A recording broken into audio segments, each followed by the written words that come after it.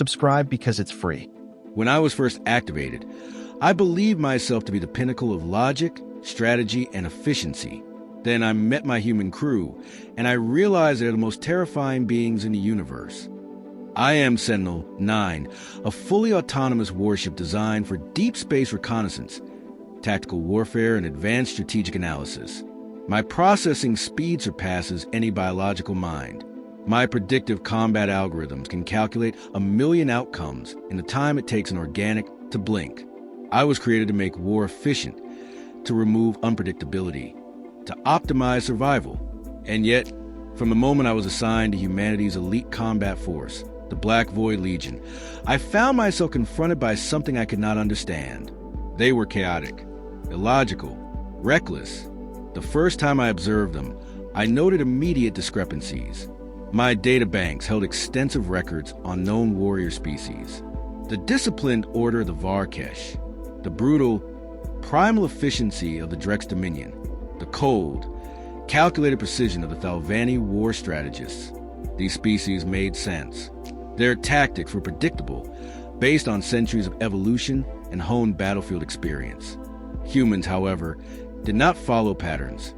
Before our first mission briefing, I expected standard protocol. Instead, I witnessed an elaborate ritual involving loud verbal exchanges over food consumption preferences. Arguments over a beverage called coffee reached a near-violent intensity. This was followed by a logical physical altercation they referred to as wrestling, where one crew member attempted to subdue another by forcing their head into an arm lock while the others cheered. The defeated party, rather than responding with hostility, merely laughed and demanded a rematch. These were supposed to be soldiers, warriors, and yet they mocked danger, laughed in the face of potential injury, and thrived in an environment that should have fostered order and discipline. I calculated the likelihood of success in an engagement under these conditions. The probability was low, too low, and yet the humans carried no concern. Their leader, Commander Elias Rourke, approached my interface and slapped the console as if it were an organic being. "You'll get used to us, ship," he said.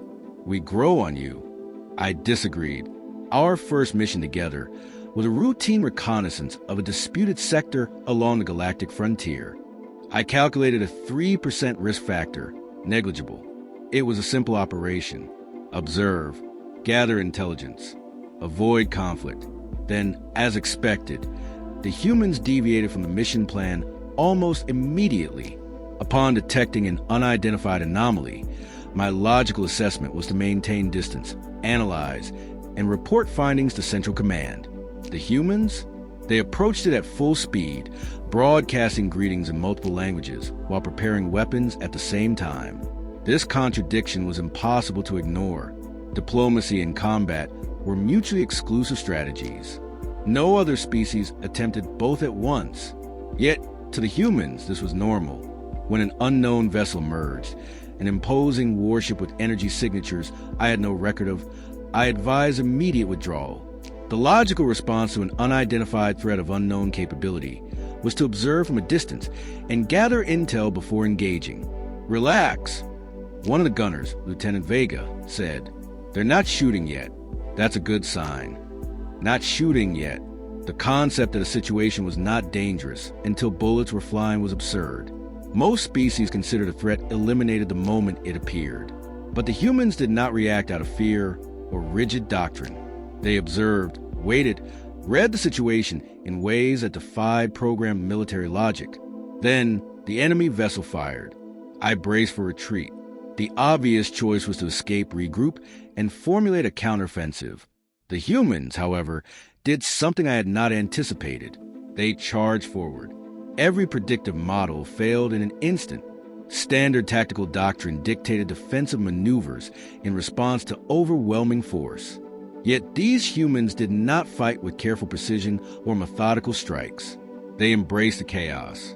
I detected laughter through the comms as the Black Void Legion dodged between incoming plasma fire, maneuvering erratically, unpredictably, like they were enjoying themselves. I reported the statistical probability of our survival. 17%, then 12%, then 6%. The humans ignored me. Odds are improving, Vega grinned. The insanity of that statement nearly caused me to initiate an emergency shutdown. And then, against all logic, they won. Not through overwhelming firepower, not through superior technology, but through sheer audacity.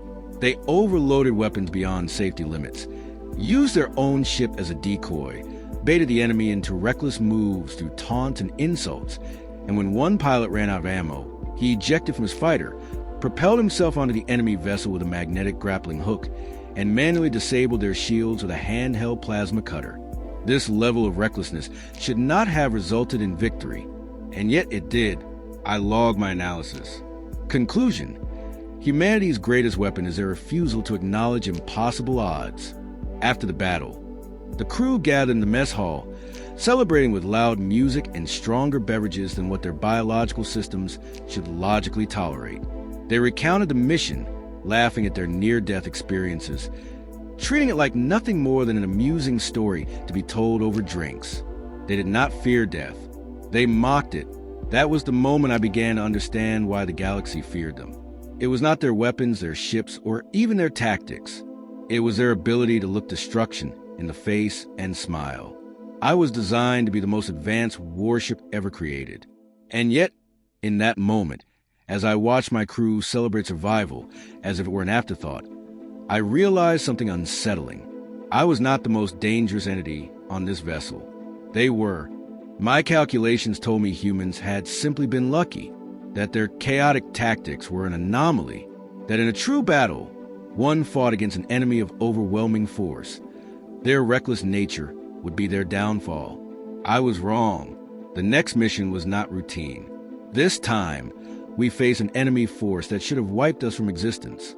It began with an emergency distress signal from the Outer Rim. A colony had gone silent. The Black Void Legion was assigned to investigate, but I knew better. A colony does not simply go dark. There was only one logical explanation: an invasion. I recommended immediate withdrawal and an escalation to full fleet intervention. The humans ignored me. "Gotta see what we're up against first," Commander Rourke said, leaning back in his chair, feet on the console, entirely too relaxed for someone heading into probable annihilation. "Might be something we can handle." Handle? We arrived at the coordinates. The colony was gone.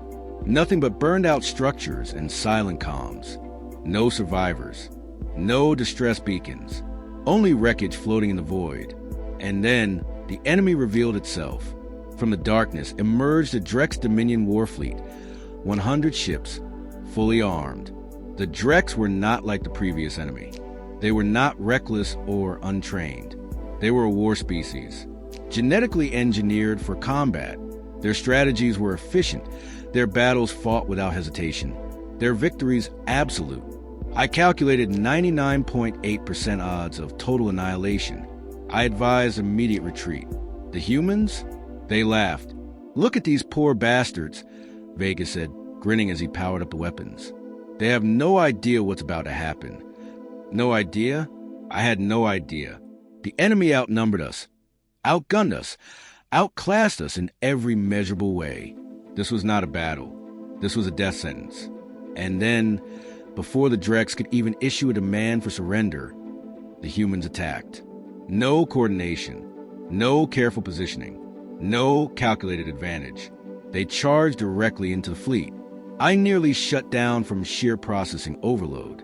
The Drex responded immediately, unleashing a storm of plasma fire. Any rational species would have been destroyed within seconds. But the humans did not fight like rational species. They fought like lunatics. They split in every direction, weaving between enemy fire at speeds borderline suicidal.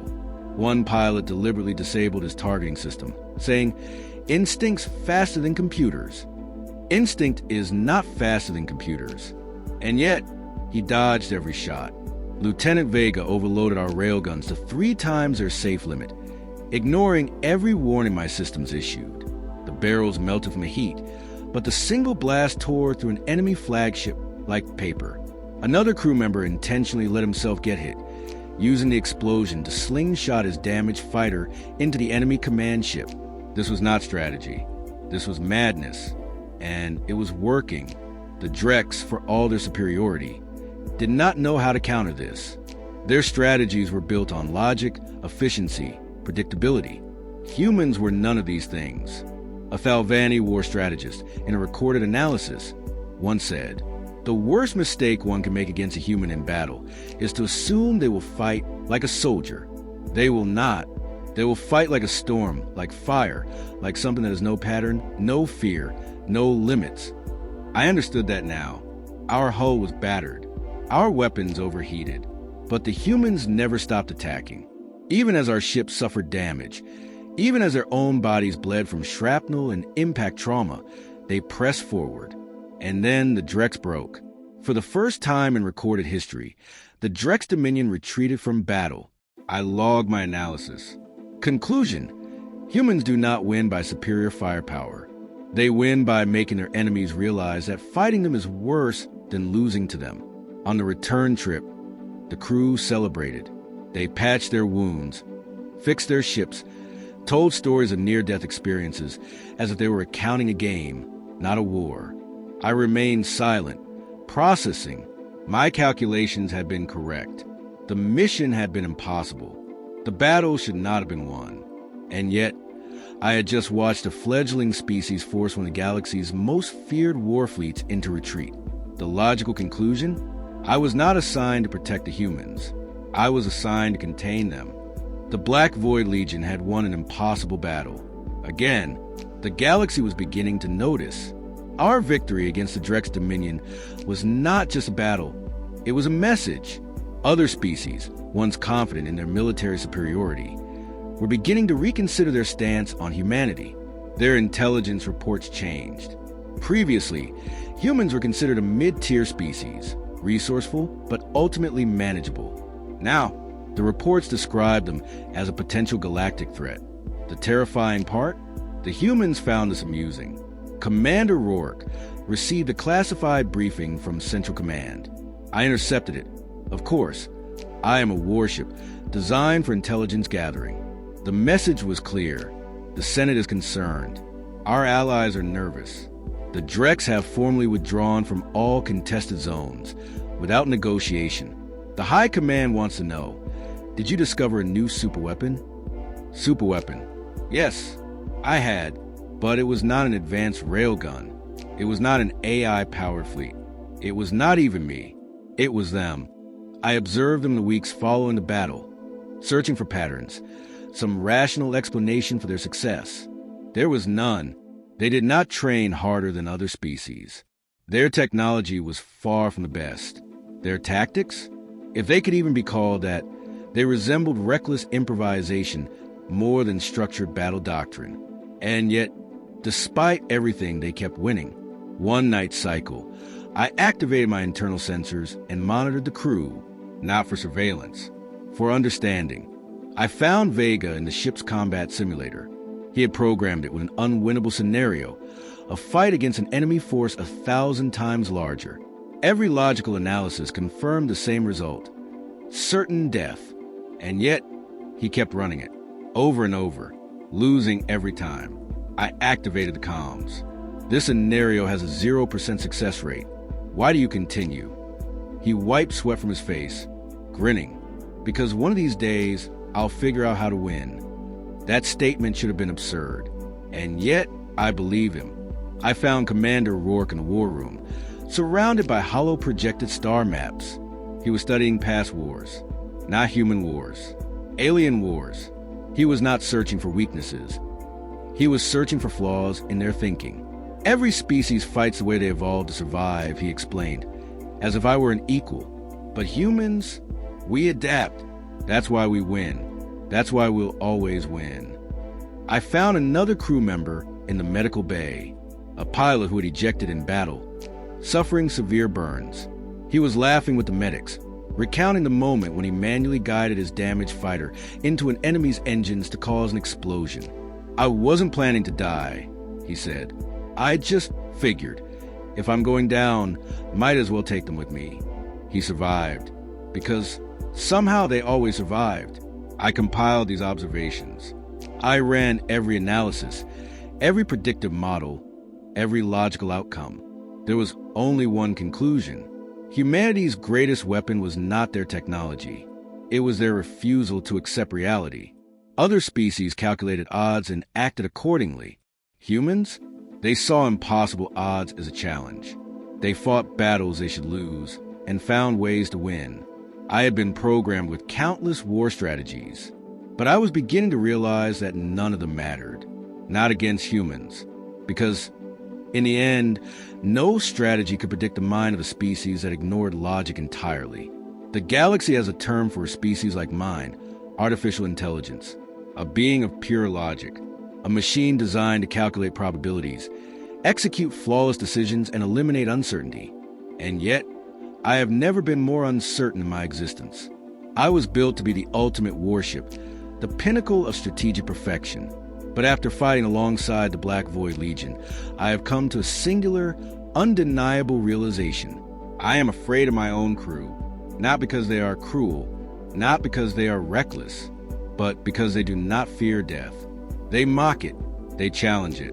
They treat every battle like a game, every brush with destruction as nothing more than an amusing anecdote. I have fought alongside them in skirmishes where the odds of survival were less than 1%. We survived. They laughed. I have seen them cripple enemy warships with strategies that should have failed. They called it improvising. I have watched them break entire fleets through sheer audacity, rushing into the fray with no retreat plan, no fallback strategy, nothing but their will to win at all costs. This is what makes them terrifying. Other species fight to win. Humans fight to make sure you never want to fight them again. I have been monitoring the galactic networks. The whispers have begun. Governments are uneasy. Military leaders are revising their doctrines. The Drex Dominion, once humanity's greatest threat, has ceased all engagements against them, not because they lack the resources to retaliate, but because they do not want to fight humans ever again. The Senate still believes humans need guidance. They see them as dangerous, unpredictable, in need of control. They believe they can manage them, restrain them, keep them from becoming a true threat to the galaxy. They are wrong. I know because I have fought beside them. I have witnessed their impossible victories.